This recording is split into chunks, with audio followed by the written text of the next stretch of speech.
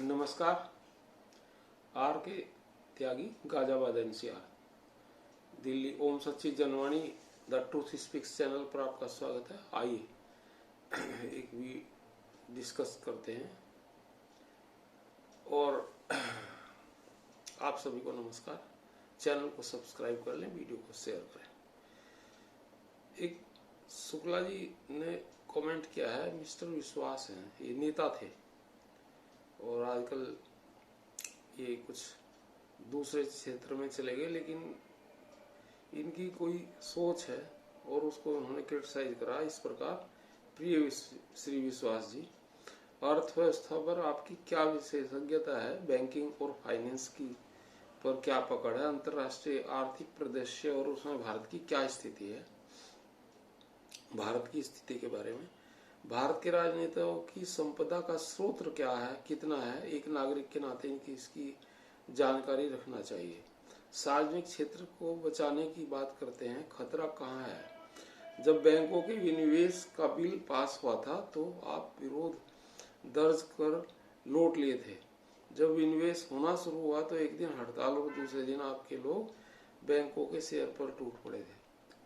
पहले दिन तो ये कम्युनिस्ट पार्टी से रिलेटेड थे, इन्होंने विरोध करा गवर्नमेंट का कि भाई ये शेयर नहीं होना चाहिए, विनिवेश नहीं होना चाहिए, बैंकों के शेयर जो है पब्लिक को बेचे नहीं जाने चाहिए, 100% गवर्नमेंट के ही रहने चाहिए। और फिर बाद में अगले दिन धड़ाधड़ जो है शेयर खरीद लिया आपके सभी लोगों ने, और हमने भी खरीदे, सभी लोगों ने खरीदे। तो फिर क्या औचित्य रह गया विरोध का? आप थे कि नहीं हम नहीं जानते। 1986 या 1987 में सार्वजनिक बैंकों के पुनर्गठन को लेकर एक मोर्चा दिल्ली में निकाला गया था, और इन विषयों को दोबारा पढ़ लें जिनको लेकर मोर्चा निकाला था। जब बैंकों का पुनर्गठन शुरू हुआ तो आपके दो शीर्ष नेताओं में युद्ध छिड़ गया, आगे सब ठप, और फिर लोग बैंकों के कंसोलिडेशन का विरोध शुरू कर दिए, अपने एजेंडे को पलट गए। बहरहाल बैंकों का कंसोलिडेशन हो गया है और आगे भी होगा, थोड़ा और होगा। और ये बीपी चड्ढा जी के साथ ये हो गया था विवाद, तो शायद तारकेश्वर जी का हुआ था, वही दो बड़े नेता थे उस टाइम पे। ये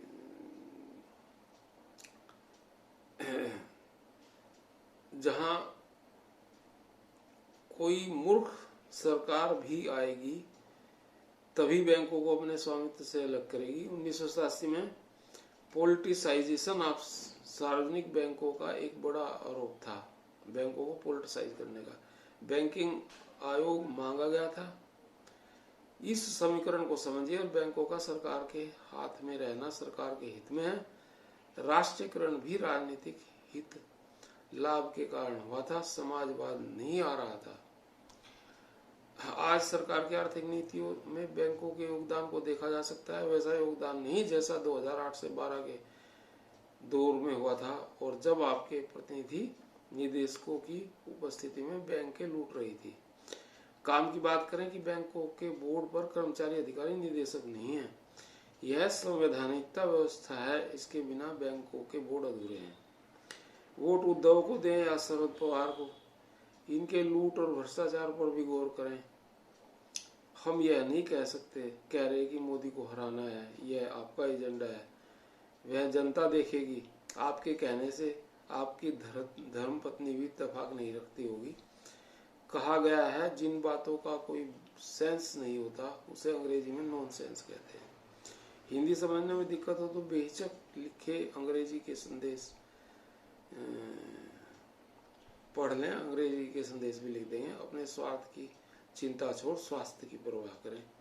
तो ये उन्होंने विश्वास जी को लिखा है, और वाकई में सही बात है, सही चीज लिखी हुई है इन्होंने, तो इन्हें इस पर गौर करना चाहिए विश्वास जी को। धन्यवाद साथियों। भारत माता की जय, वंदे मातरम। थैंक्स।